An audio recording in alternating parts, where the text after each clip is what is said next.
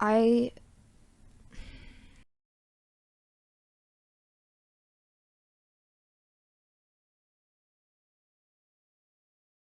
um, to like draw out more engagement, they do these corporations do, you know, consciously, unconsciously um, manipulate users with fear and by allowing conflict.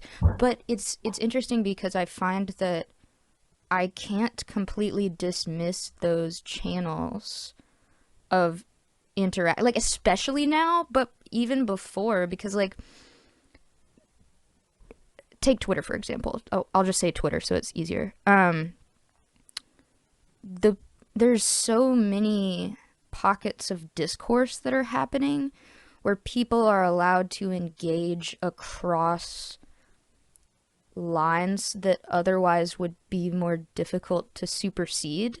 Like, and this is honestly really sad and a reflection of our society, but because the capital that you are exchanging for your participation in this discourse is your data and not your like finances or, you know, things who maybe otherwise couldn't. And it's like, so it's this kind of like catch 22 because that's what those platforms are using to try to garner your investment in them. And to a degree, it's true, but I don't know. Yeah, it's just a very difficult thing. Yeah, and I also, when I say like I disconnected from it largely, I realize that I'm saying that from a very privileged place, like Oh, I have sure. an audience that doesn't need to hear from me. Basically at one point I decided like I'm going to be a channel of information out and no information in, and the real reason I did that, it wasn't just for mental health, it was to keep the art very pure and kind of removed from any kind of influence, good or bad. Like, Totally, totally. somebody says something good about your work, it'll influence you. Says something bad, it'll influence you. So I was trying to keep things kind of as pure as possible, maybe to a fault, who knows, because I was just so largely unaware of like what was happening socially, but I didn't think I was missing anything, so I Yeah. realized that. Oh, sorry, go ahead. No, I was gonna say I completely, and I'm not disagreeing with you at all. And I think that it is largely my own fear and like the conceptualization I have about how important Twitter is. That's the thing. Yeah. Yeah, exactly. Yeah. That is what keeps me on there. Yeah, Yeah. yeah.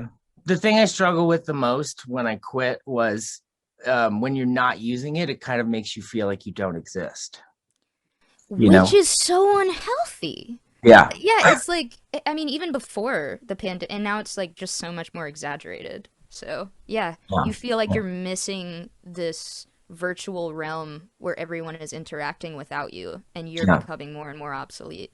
Yeah. Um, yeah. Romy, you want to jump in? I would love to, actually.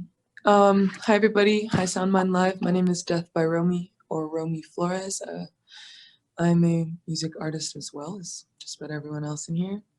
And I was raised, in my head, I grew up holding hands with social media because I was extremely isolated by my peers, and I was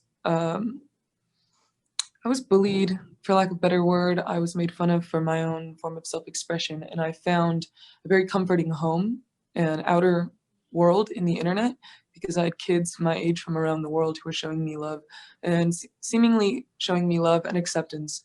And I find that it's so insane that something that can be so powerful to an individual, wherever the fuck they are in the world, no matter what small town you're from, no matter what big city you're from, you can actually host and hold real human connection through a fucking screen, as real as you can get through a screen.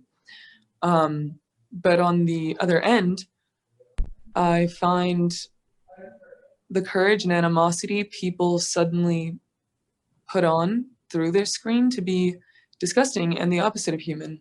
It's given so many people power, and there's no safety on the internet. There's no safety for children.